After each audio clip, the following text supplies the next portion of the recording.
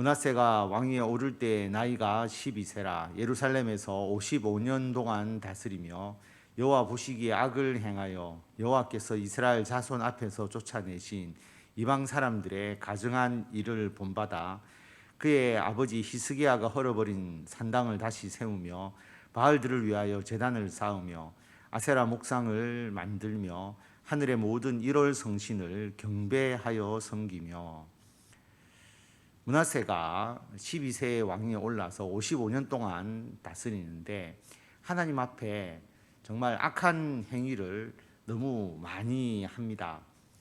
아하스와 더불어서 유다에서 가장 악독한 왕이라고 그렇게 칭함을 받을 정도로 이방 사람들의 가증한 일, 우상 숭배를 극심하게 했던 왕입니다. 아버지 히스기야가 정말 많은 노력을 기울여서 유다의 신앙을 개혁하고 여호와의 성전을 거룩하게 그렇게 개혁해 나갔는데 아버지 히스기야가 산당을 헐어버린 것을 다시 세우고 바알, 아세라, 일월 성신을 경배하여 섬겼다라고 하는 것입니다. 뿐만 아니라 여호와께서 전에 이르시기를 내가 내 이름을 예루살렘에 영원히 두리라 하신 여호와의 전에 제단들을 쌓고 또 여호와의 전 두 마당에 하늘의 일월 성신을 위하여 제단들을 쌓고 또 흰놈의 아들 골짜기에서 그의 아들들을 불 가운데로 지나가게 하며 또 점치며 사술과 요술을 행하며 신접한 자와 박수를 신임하여 여호와 보시기에 악을 많이 행하여 여호와를 진노하게 하였으며. 하나님의 성전은 거기에 하나님의 이름이 있는 곳이죠. 하나님의 이름이 있다는 것은 하나님 임재의 상징이고 하나님께서 늘 성전을 보시고 하나님께서 성전과 함께 하신다라는 곳이지 않습니까? 그런데 그 성전에 우상을 위한 제단을 쌓았다라고 하는 겁니다. 성전의 마당에 1월 성신을 위한 우상의 제단을 쌓는 그 잘못을 범한 것이죠. 뿐만 아니라 모든 우상 숭배적 요소, 미신적 요소의 내용은 다 나옵니다. 자기 아들들을 불 가운데로 지나가게 하고 점치는 것, 사술, 요술, 신접한 자, 무당, 박수 그것을 활용하는, 그러니까 하나님 앞에 정말 진노와 하나님의 책망을 받을 일은 모두 다 한 그런 왕이죠. 또 자기가 만든 아로 생긴 목상을 하나님의 전에 세웠더라. 옛적에 하나님이 이 성전에 대하여 다윗과 그의 아들 솔로몬에게 이르시기를 내가 이스라엘 모든 지파 중에서 택한 이 성전과 예루살렘에 내 이름을 영원히 둘지라. 하나님께서 다윗과 솔로몬에게 하나님께서 이 성전에 그리고 이 예루살렘에 내 이름을 영원히 둘 것이다. 그래서 예루살렘, 유다는 하나님 앞에 거룩한 백성이 되어야 되고 특별히 성전은 하나님의 임재의 상징이니까 가장 거룩해야 되는데 거기에 자기가 만든 목상을 성전에 세우는 그 죄를 범한 것이죠. 엄청난 잘못입니다. 만일 이스라엘 사람이 내가 명령한 일들 곧 모세를 통하여 전한 모든 율법과 율례와 규례를 지켜 행하면 내가 그들의 발로 다시는 그의 조상들에게 정하여 준 땅에서 옮기지 않게 하리라 하셨으나 유다와 예루살렘 주민이 므낫세의 꾀임을 받고 악을 행한 것이 여호와께서 이스라엘 자손 앞에서 멸하신 모든 나라보다 더욱 심하였더라.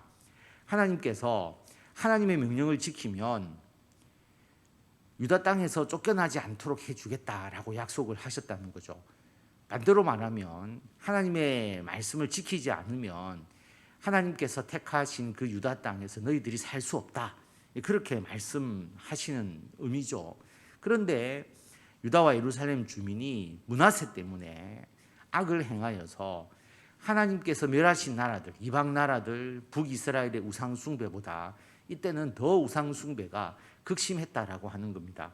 그래서 하나님께서 유다를 심판하실 수밖에 없었고 유다가 바벨론에 의해서 멸망을 당해서 포로 생활을 하면서 그들의 죄를 회개하도록 하나님께서 만드실 수밖에 없었다는 것이죠. 그래서 열왕기에서는 유다가 멸망한 것이 이 므낫세 때문이다.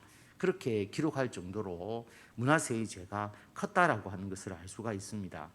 여호와께서 므낫세와 그의 백성에게 이르셨으나 그들이 듣지 아니하므로 여호와께서 아수르 왕의 군대 지휘관들이 와서 치게 하심에 그들이 므낫세를 사로잡고 쇠사슬로 결박하여 바벨론으로 끌고 간지라. 하나님께서 이 므낫세를 그냥 놔두지 아니하시죠. 하나님의 은혜입니다. 물론 큰 고통이 있었죠. 아수르가 쳐들어와서 므낫세를 사로잡고 쇠사슬로 결박해서 바벨론으로 끌고 가게 됩니다. 그가 환난을 당하여 그의 하나님 여호와께 간구하고 그의 조상들의 하나님 앞에 크게 겸손하여 기도하였으므로 하나님이 그의 기도를 받으시며 그의 간구를 들으시사 그가 예루살렘에 돌아와서 다시 왕위에 앉게 하심에 므낫세가 그제서야 여호와께서 하나님이신 줄을 알았더라. 이 고통을 당하는 것도 환난을 당하고, 그러니까 그 고통 가운데서 하나님께 기도할 수밖에 없고 자신의 겸손을 깨달을 수밖에 없는 것이죠. 그래서 하나님께서 다시 므낫세가 왕으로 돌아올 수 있도록 해주니까 그제서야 하나님이 살아계시구나, 하나님을 온전히 섬겨야 된다는 것을 깨닫게 되었다라고 하는 것입니다. 참 사람이 참 간사하죠. 환난을 당하면 그때서야 하나님을 찾게 되는 것, 그때서야 하나님을 찾는 것도 물론 중요합니다. 하나님을 찾아야 되니까. 그런데 아쉬움은 있잖아요. 이 환난을 당하기 전에 하나님을 온전히 찾고 섬겨서 주의 은총과 복을 받아 누리면 좋을 것인데, 우리 인간은 어리석어서 꼭 환난을 당해야 그 하나님 앞에 돌아오는 그런 잘못을 범하는 것이죠. 그래서 미리 하나님 앞에서 우리가 하나님의 말씀 안에서 살아가는, 그래서 주의 은총 가운데서 살아가는 삶이 너무나 귀한 것이다. 그러면서 성경에 나오지 않지만 우리가 추측해 볼 수 있는 거죠. 히스기야 때 나라가 부강하고 신앙생활에 어려움이 없고, 그러다 보니까 신앙생활이 나태해지고 므낫세는 어떤 신앙의 자극을 받지 못하지 않았을까 생각해보고, 좀 더 므낫세가 신앙의 훈련, 어떤 그 안정적이면서 그리고 자기의 그 현 상황에 안주해 있는 그런 신앙이 아니라 좀 더 하나님의 일에 대해서 더 도전적이고 열심히 행하는 그런 모습을 교육받고 그렇게 이끌어 줬다면 하는 아쉬움이 있죠. 물론 그것 때문이 아닌지는 우리가 알 수가 없지만, 므낫세도 이 큰 고통 가운데서 하나님을 찾고 기도했을 때 하나님께로 돌아왔으니까 이런 일들이 조금 더 훈련이 더 어릴 때 되었더라면 훨씬 더 이러한 잘못을 범하는 일들이 적어지지 않았을까라고 한번 생각해 보는 것입니다. 그가 다시 왕으로 돌아와서 사람이 변화되죠.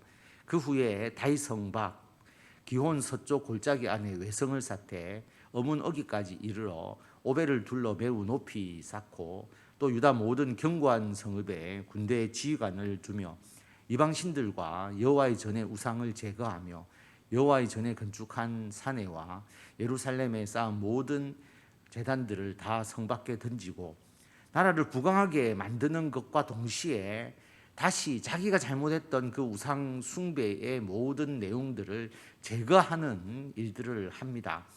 이방신들, 그 다음에 성전의 우상을 제거하고 제단들을 다 부수고 여호와의 제단을 보수하고 화목제와 감사제를 그 제단 위에 드리고 유다를 명령하여 이스라엘 하나님 여호와를 섬기라 하며 백성이 그의 하나님 여호와께만 제사를 드렸으나 아직도 산당에서 제사를 드렸더라.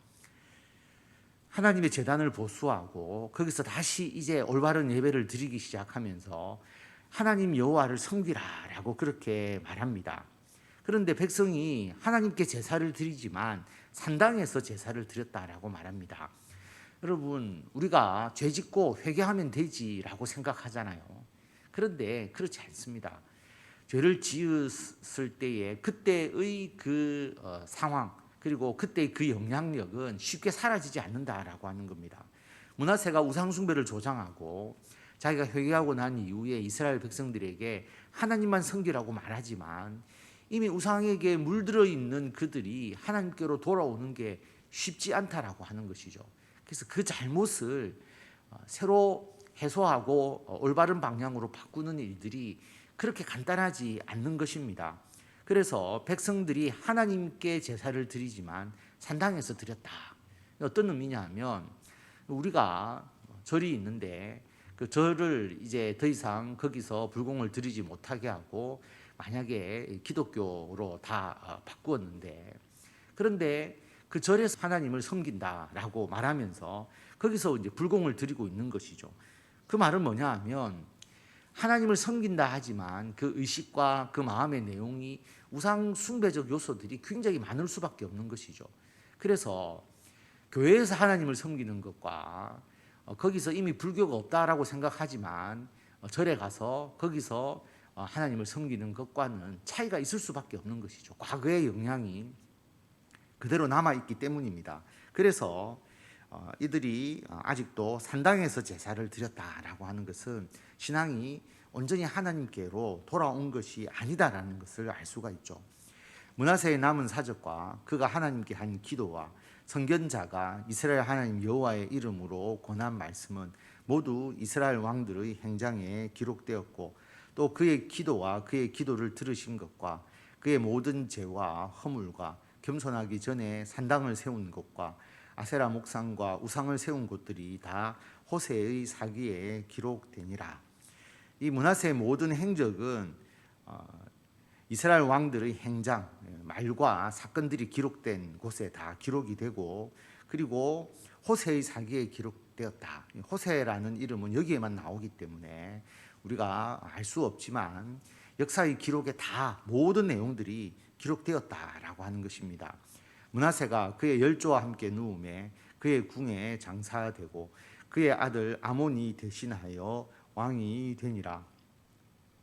아몬이 왕위에 오를 때 나이가 22세라 예루살렘에서 2년 동안 다스리며 그의 아버지 므낫세의 행함같이 여호와 보시기에 악을 행하여 아몬이 그의 아버지 므낫세가 만든 아로색이 모든 우상에게 제사하여 섬겼으며, 아몬이 왕위에 올랐는데 아몬도 므낫세가 만든 우상에게 제사하여 섬겼다. 므낫세는 회개했지만 그 우상 숭배적 요소가 그 영향이 자기 아들에게도 미쳤다라고 하는 것입니다. 그러니까 우리가 올바로 신앙생활을 하면서 신앙의 모범을 처음부터 보여주어야 하는 것이 얼마나 중요한가라고 하는 것을 알 수가 있습니다. 이 아몬이 그의 아버지 므낫세가 스스로 겸손함 같이 여호와 앞에서 스스로 겸손하지 아니하고 더욱 범죄하더니 그의 신하가 반역하여 왕을 궁중에서 죽임에 백성들이 아몬 왕을 반역한 사람들을 다 죽이고 그의 아들 요시야를 대신하여 왕으로 삼으니라. 그래서 반역에 의해서 죽임을 당합니다. 므낫세는 회개하고 나중에는 하나님을 잘 섬겼지만 아몬은 그렇지 않고 더욱더 범죄하니까 반역에 의해서 죽임을 당하고 그의 아들 요시야가 대신하여 왕이 됩니다. 그래서 므낫세 이후에 타락의 길로 가서 정말 빨리 멸망할 수밖에 없었던 이 유다가 또 요시야를 통해서 하나님께로 돌아오는 일들이 있게 됨으로써 멸망의 시기가 좀 더 늦춰지는 것을 우리가 나중에 보게 됩니다. 오늘 말씀을 통해서 우리가 므낫세의 삶, 처음부터 하나님을 잘 섬기고 하나님 말씀 안에서 살아가도록 백성을 이끌어 주었다면 훨씬 더 좋았을 것인데, 처음에 너무 많이 악을 행하고 우상 숭배를 행하여서 그 영향력이 백성들에게 너무 많이 끼쳤고 자기 아들에게까지 그 영향력이 미쳐서 결국은 자신은 회개했지만 자기가 저질러 놓았던 그 모든 잘못을 자기가 스스로 다 회복할 수는 결코 없었다라고 하는 것입니다. 그래서 우리가 죄짓고 회개하고 또 우리가 잘못하고 난 뒤에 나중에 하나님께로 돌아오면 된다라고 그렇게 쉽게 하는 것이 아니라, 우리가 행한 그 모든 잘못과 그리고 우상 숭배와 그리고 우리가 하나님 앞에 불순종한 모든 것은 영향력이 있다라고 하는 것, 그 영향은 쉽게 지워질 수 없다. 그래서 우리가 항상 영적으로 깨어있고 항상 주님 앞에서 올바로 주의 말씀 안에서 살아가려고 끊임없이 우리가 예배하고 기도하고 주의 말씀 보면서 나아가야 될 이유가 바로 그것이다라고 하는 것을 분명히 기억하시고, 뒤돌아봤을 때 한순간도 후회 없는 신앙, 내가 항상 영적으로 깨어서 주님을 위하여 살았습니다라고 그렇게 온전하게 하나님을 섬기면서 고백하는 우리가 될 수 있도록 늘 신앙생활에 힘쓰시고, 이로 말미암아 주님께서 주시는 그 은총과 복을 항상 받아 누리시는 성도 여러분들이 다 되시기를 바랍니다.